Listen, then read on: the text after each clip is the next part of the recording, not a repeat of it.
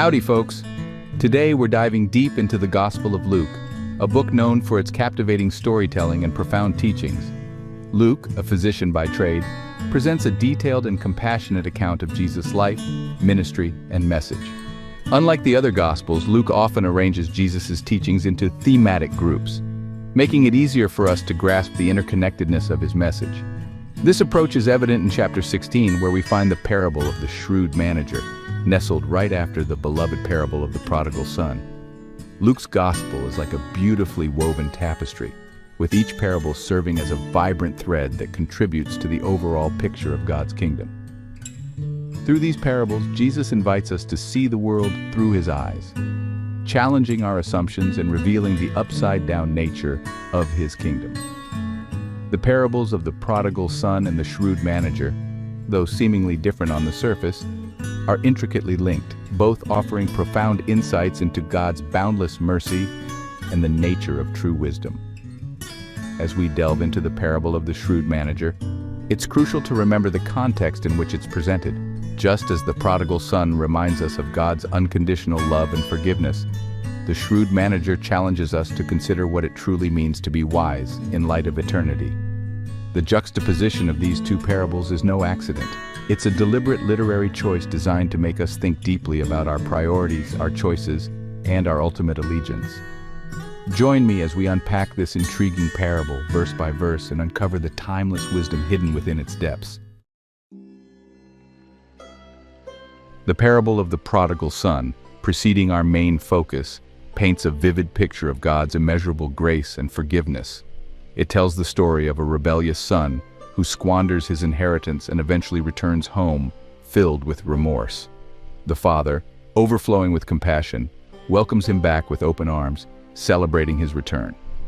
This parable sets the stage for the Shrewd Manager by reminding us of God's unwavering love, even for those who have strayed.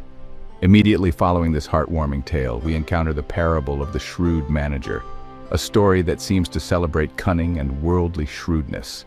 This stark contrast between the two parables is intentional, prompting us to consider the connection between God's grace and our response to it. The Prodigal Son highlights God's unconditional love, while the Shrewd Manager challenges us to examine how we use the resources entrusted to us in light of that love. This abrupt shift from a heartwarming story of forgiveness to a seemingly harsh tale of financial maneuvering might seem jarring at first glance. However, this unexpected transition highlights the radical nature of Jesus' teachings. He constantly challenged societal norms and expectations, urging his listeners to see the world through a different lens. By placing these two parables side by side, Luke emphasizes the multifaceted nature of God's kingdom and the unexpected ways in which his wisdom operates. The parable of the Shrewd Manager serves as a stark reminder that God's grace should not be taken for granted. It compels us to examine our own hearts, our motivations, and our use of resources, urging us to align our lives with the values of his kingdom. As we journey through this parable together, let's keep in mind the backdrop of the Prodigal Son, allowing its message of grace and forgiveness to inform our understanding of the Shrewd Manager's seemingly unorthodox actions. The parable of the Shrewd Manager, found in Luke chapter 16 verses 1 through 13, presents a unique challenge to readers. Unlike many of Jesus' parables that use familiar imagery from nature or daily life, this parable delves into the world of finance and estate management, a realm that might seem distant or even irrelevant to some. However, this parable, like all of Jesus' teachings, carries a timeless message that transcends cultural and historical boundaries. At its core, the parable revolves around a manager who is accused of wasting his master's possessions. Faced with imminent unemployment and the prospect of a bleak future, he devises a plan to secure his well-being. This manager, though facing dire consequences for his actions, demonstrates a certain level of foresight and strategic thinking that Jesus uses to illustrate a deeper spiritual truth.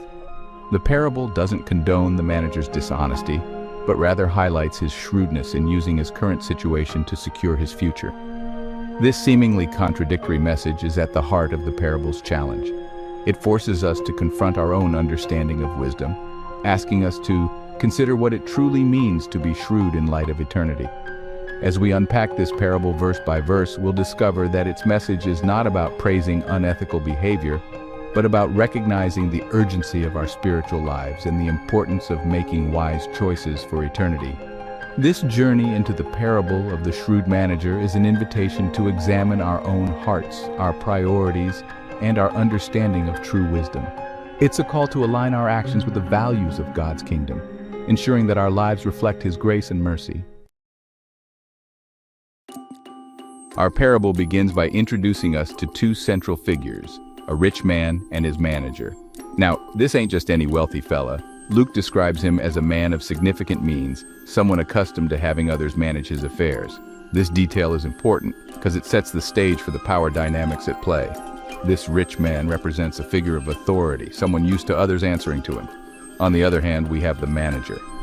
Luke doesn't dwell on his background, but we can gather that he's entrusted with a position of responsibility. He's tasked with overseeing his master's business dealings, handling finances, and ensuring the smooth operation of his estate.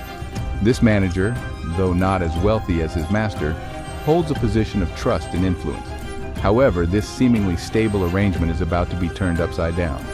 Verse 2 throws a wrench into the works, revealing that the manager has been accused of squandering his master's possessions. Now, Luke doesn't specify the exact nature of this mismanagement, but it's clear that the accusation is serious enough to warrant the manager's dismissal.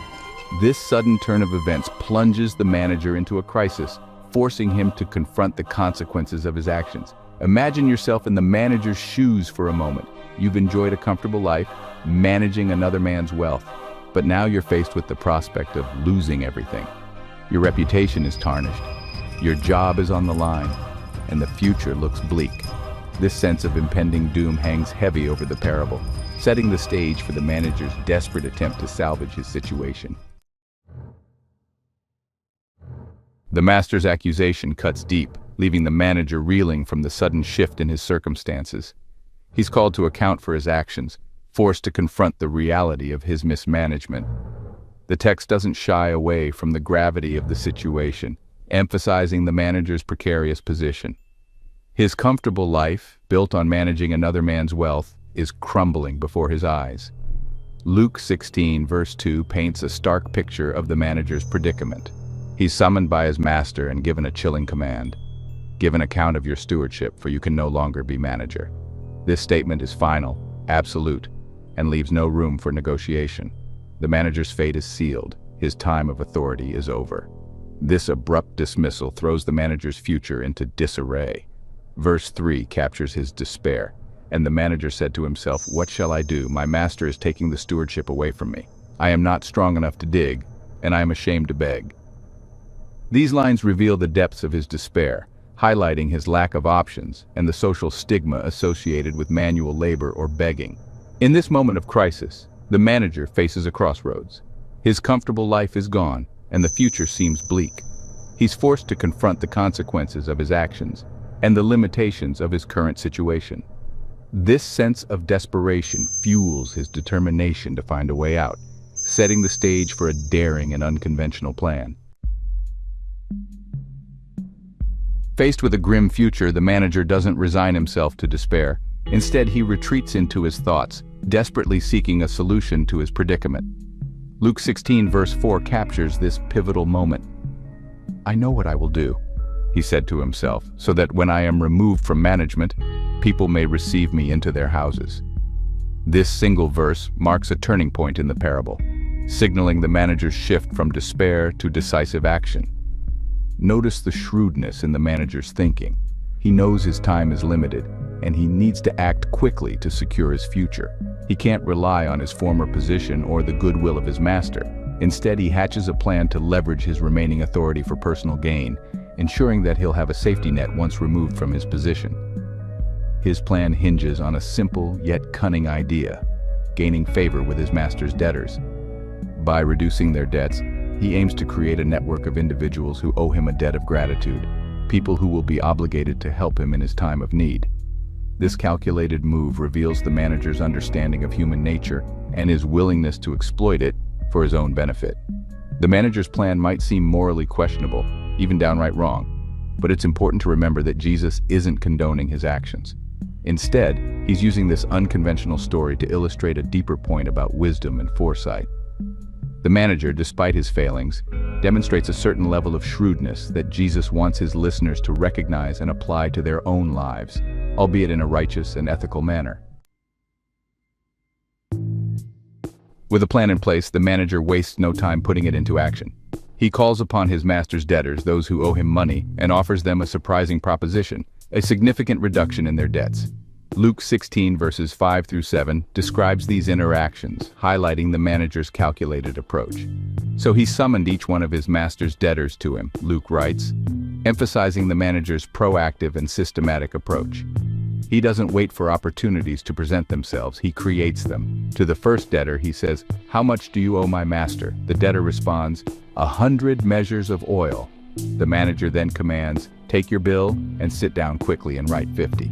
This exchange reveals the manager's audacity. He's essentially giving away his master's money, using his position of authority to manipulate financial records for personal gain. But notice the urgency in his voice. Sit down quickly and write 50. He knows time is of the essence and that his actions could be discovered at any moment. The manager repeats this process with another debtor who owes 100 measures of wheat. Again, he significantly reduces the debt, this time by 20%. These seemingly generous acts are, in reality, calculated maneuvers designed to secure the manager's future. He's exchanging his master's wealth for personal favors, ensuring that he'll have allies once removed from his position. Now, you might be scratching your head, wondering why on earth this manager would give away his master's money like that. It seems downright foolish, right? But hold on, because there's a method to this madness. Luke 16 verse 8 gives us a peek into the manager's cunning calculations. The master commended the dishonest manager because he had acted shrewdly. See, the manager wasn't just being reckless, he was thinking long-term. He knew that his days of luxury were numbered. Pretty soon he'd be out on his ear, with no job, no money, and no prospects. In those days, losing your job as a manager meant facing a bleak future, hard labor in the fields, or even worse, begging for scraps. The manager couldn't stomach the thought of such a fate. So he cooked up a plan to secure his future, even if it meant bending the rules a bit. By drastically reducing the debts owed to his master, he was essentially buying himself some insurance. He knew that these grateful debtors would be obligated to return the favor, offering him food, shelter, or even a new job when he was down on his luck. In essence, he was investing his master's money in his own future, using worldly wealth to secure his well-being. It was a risky move, no doubt, but in his mind, it was better than facing poverty and destitution. He was playing the long game, and he was determined to come out on top. Now here's where the parable takes an unexpected turn. You'd think the master would be furious when he found out about his manager's shenanigans, right? But instead of anger, we find something truly surprising: approval. Luke chapter 16 verse 8 also tells us, "For the people of this world are more shrewd in dealing with their own kind than are the people of the light." This verse is often misunderstood. It's not meant to be taken as Jesus condoning dishonesty. Rather, he's using the master's response to highlight a sad reality about human nature. People of the world, those focused on earthly gain and temporal success, often display a certain kind of shrewdness that's lacking in those who claim to follow God. Think about it. The manager, though dishonest, showed initiative and foresight. He thought ahead, planned for the future, and took action to secure his well-being. In contrast, many believers fail to apply this same level of diligence and strategic thinking to their spiritual lives. They live day to day, neglecting their relationship with God and failing to invest in eternity. The master's commendation, then, is not an endorsement of the manager's actions, but a stark reminder to Jesus' followers. If even a dishonest manager can be commended for his worldly wisdom, how much more should believers be known for their spiritual wisdom, their commitment to God's kingdom, and their investment in eternal treasures? Jesus, always the master teacher, doesn't leave us hanging with this unsettling comparison. He follows up the master's response with a direct application for his listeners. Luke 16 verse 9 contains the crux of the parable's message. "And I tell you, make friends for yourselves by means of unrighteous wealth, so that when it fails, they may receive you into the eternal dwellings." Now, before you go emptying your bank accounts and handing out cash on the street corner, let's be clear. Jesus isn't advocating for dishonesty or irresponsibility. He's using the language of the parable, the language of money and possessions, to illustrate a deeper spiritual truth. The unrighteous wealth he refers to isn't necessarily money itself, but anything that we value above God, anything that consumes our time, energy, and affections. It could be our possessions, our careers, our relationships, or even our own selfish desires. These things, though not inherently evil, become unrighteous when they take precedence over our relationship with God. Jesus is calling us to be shrewd with our unrighteous wealth, to use it in a way that honors Him and secures our place in eternity. Just as the manager used his master's money to gain favor with the debtors, we are to use our earthly resources to make an eternal impact. Jesus continues his teaching by drawing a stark contrast between earthly wealth and eternal treasures. Luke 16 verses 10 through 12 lays out this contrast vividly. One who is faithful in a very little is also faithful in much, and one who is dishonest in a very little is also dishonest in much. If then you have not been faithful with unrighteous wealth, why would He entrust to you the true riches? And if you have not been faithful in that which is another's, who will give you that which is your own? These verses challenge our understanding of faithfulness and stewardship. Jesus makes it clear that our faithfulness in material things is directly related to our faithfulness in spiritual matters. One is a tool for the other and only works one way. If we can't be trusted with earthly possessions, how can we be trusted with the true riches of God's kingdom? The true riches Jesus speaks of are not material possessions, but the eternal rewards that await those who are faithful to Him. These riches encompass eternal life, intimate fellowship with God, and the joy of dwelling in His presence forever. They are treasures that moth and rust cannot destroy, treasures that hold infinite value and will never fade away. Jesus' words serve as a powerful reminder that our time on earth is fleeting. Our material possessions are temporary, but our souls are eternal. No servant can have two masters. How we use our time, talents, and resources in this life will have eternal consequences. Will we hoard our unrighteous wealth, clinging to it tightly and allowing it to define our worth? Or will we use it wisely, investing in eternity and laying up treasures in heaven? Do you serve money or God?